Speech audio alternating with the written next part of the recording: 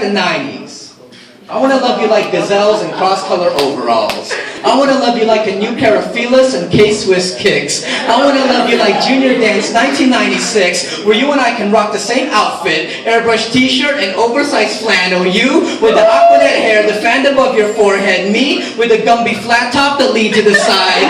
Taking prom pictures, posing next to a plastic pillar with a castle in the background. I want to love you like the 90s. I want to love you like Jordache backpacks and Trapper keepers. I want to love you like you love your beeper, Motorola Bravo, clear case with a chain on it. And when it goes off, you'll know it's me because I'm the only one that beats you 1, 4, 3, love! Love never needed text messages and cell phones because we both know it ain't love till I'm throwing rocks at your bedroom window. It ain't love until I have the guts to call your house at 11 o'clock at night, hoping your father doesn't pick up because you know you're not supposed to call a house at 11 o'clock at night. But we got a system, call and hang up after the second ring. And we never have to worry about the battery dying because our phone had a 30-foot cord that weaves in the kitchen, down the hall, and into your bedroom, where we'll talk into the night saying things like, you hang up first, yeah, you hang up first. And then we both agree to stay on the phone till we both fall asleep. I want to love you like the 90s. Back when we made book covers out of paper bags. Back when we passed notes in class, the ones we used to fold with a little flap that says pull. Back before Facebook turned us into disconnected fools. I don't need a status that says in a relationship. I need a status that says we go together. I don't need you to like my comment. I need you to check like at the end of my letter. And by the way, writing and checking maybe is not an option. Pick a color. Blue. B-L-U-E-U.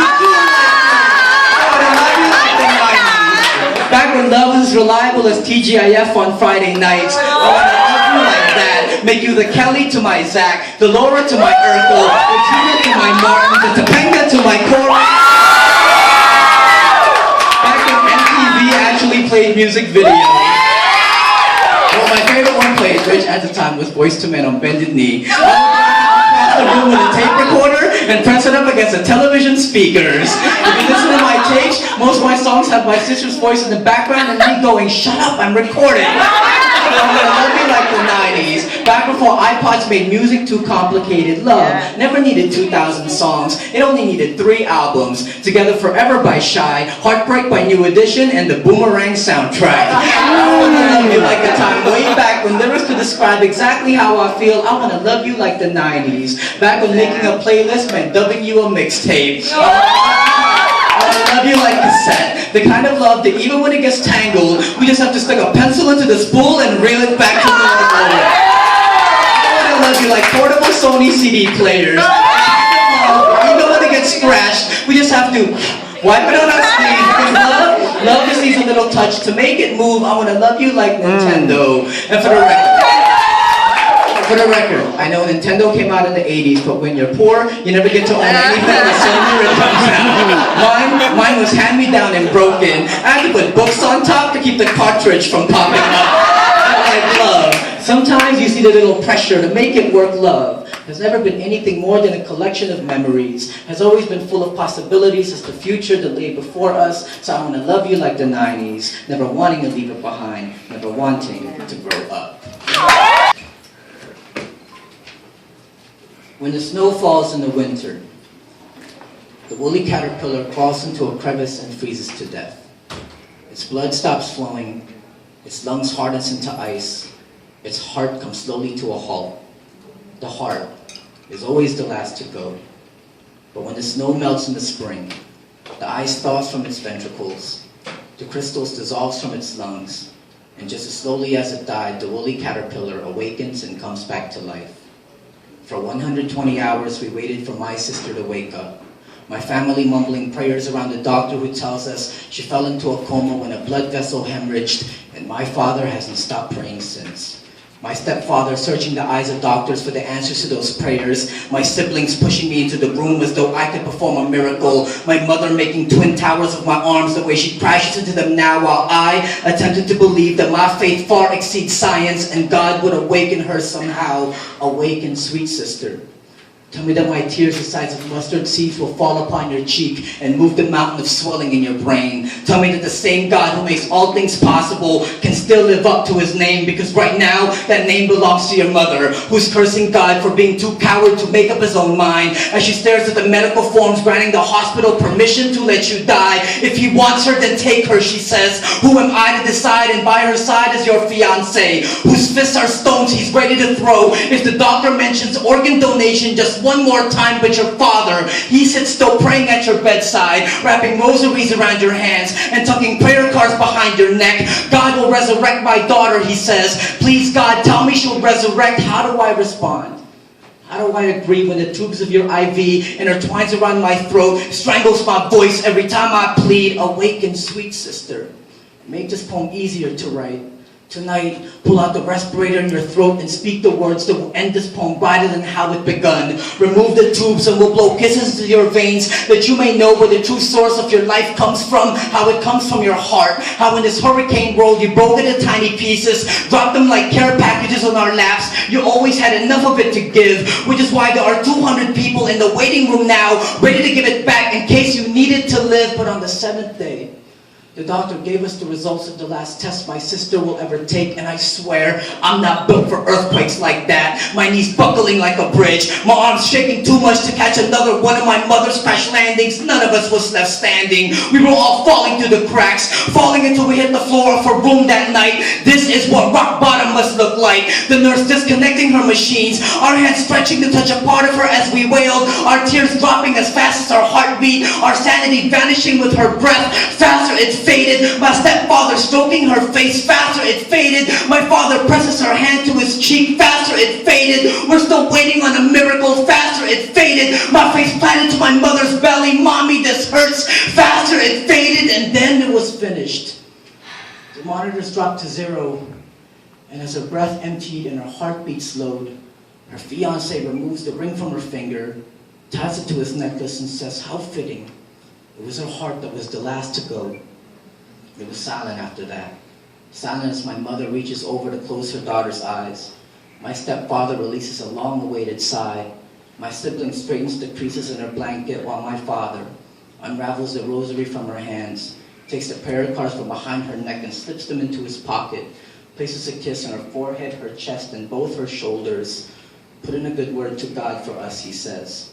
And that's when I knew that all along we had failed to see the light at the end of this tunnel she was going through. Because while we were praying for her awakening, the awakening was really meant for us, to remind us that life is a coma we can still choose to wake up from. That faith means not having to wait for the sun to come, because sometimes the sun doesn't come, but we can still rise on our own. Her last breath has already blown life into the candles of our bones, with nothing more but a wish that we may live more fully. The woolly caterpillar freezes to death in the winter and comes back to life in the spring. For 14 years, it goes through the same cycle of awakening, waiting until the final year when its work is complete, then spins itself into a cocoon to be reborn a moth and fly away for good. So sleep now, sweet sister.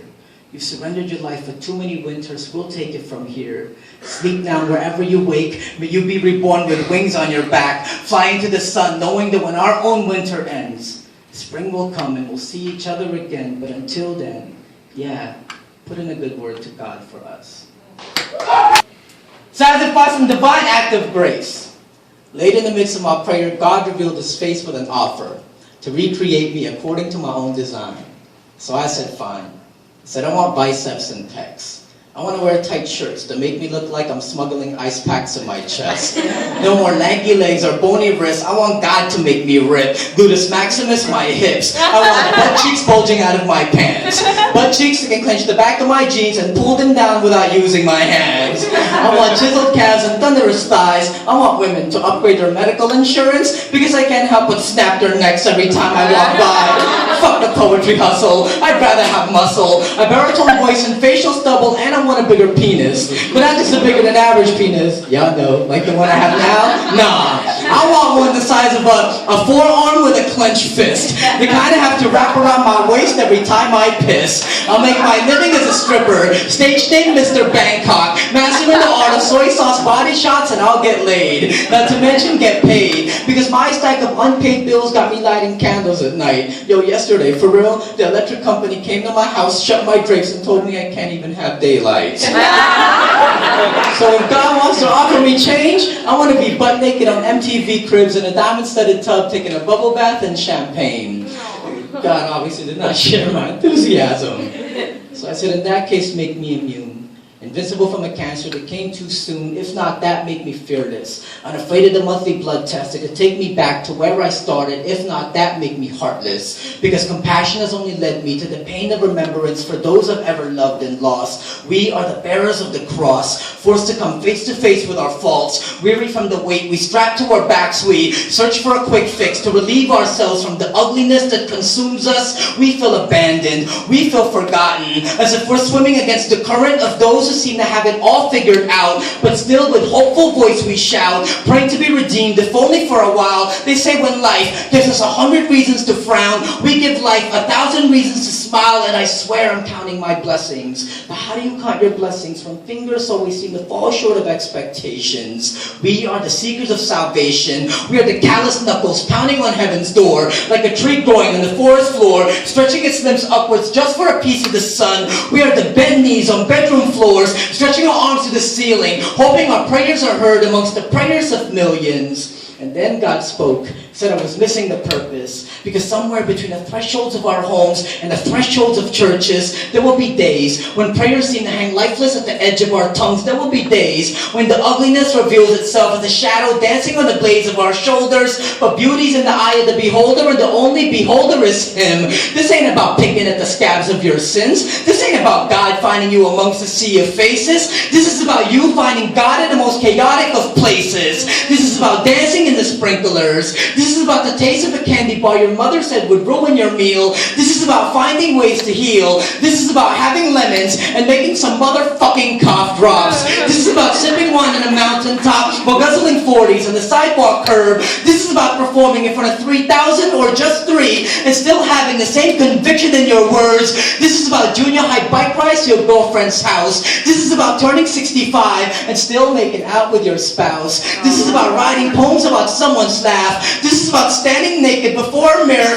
and flexing the muscles you don't have. This is about fighting the good fight. This is about the irony of cancer turning out to save my life. I put my heart out. I keep my head high, waiting with patience for the day God reveals His face and makes me the same offer once again. And when such time arrives, this time I will look Him square in the eye and tell Him, make me as I already am, because nothing has ever been more beautiful. Yo, thank you guys for having me.